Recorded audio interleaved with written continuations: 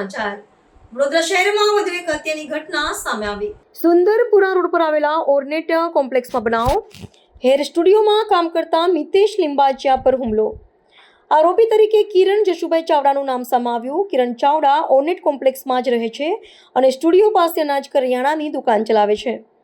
હુમલામાં મિતેશ લિંબાચિયા ગંભીર રીતે ઇજાગ્રસ્ત થયો. સારવાર માટે તેને વડોદરાની એસએસજી હોસ્પિટલ ખસેડાયો, જ્યાં હાજર તબીબોએ યુવકને મૃત જાહેર કર્યો.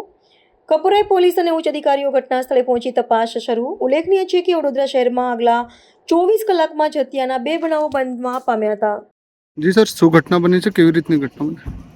સુંદરપુરા પાટિયા ગામ છે, જે હાઈવેથી અંદર વળતા જ 100 મીટર અંદર આવ્યા પછી એક કોમ્પ્લેક્સ છે, જ્યાં ઉપર ફ્લેટ છે અને નીચે દુકાનો છે. ત્યાં 2 દુકાન છે. એક દુકાન હેર કટિંગનું સલૂન છે અને એની બાજુમાં અડીને જ એક કરિયાણાની દુકાન છે. જે હેર કટિંગ સલૂન છે ત્યાં એક વ્યક્તિ કામ કરતા હતા.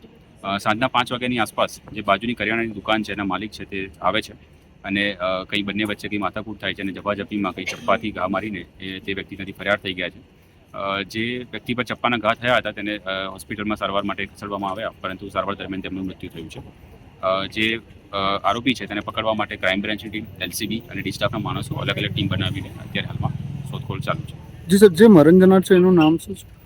મિતેશ લિંબાચિયા કરીને જે ભાઈ હતા, જે અહીંયા સલૂનમાં કામ કરતા હતા, તેમની અત્યારે મૃત્યુ થયું.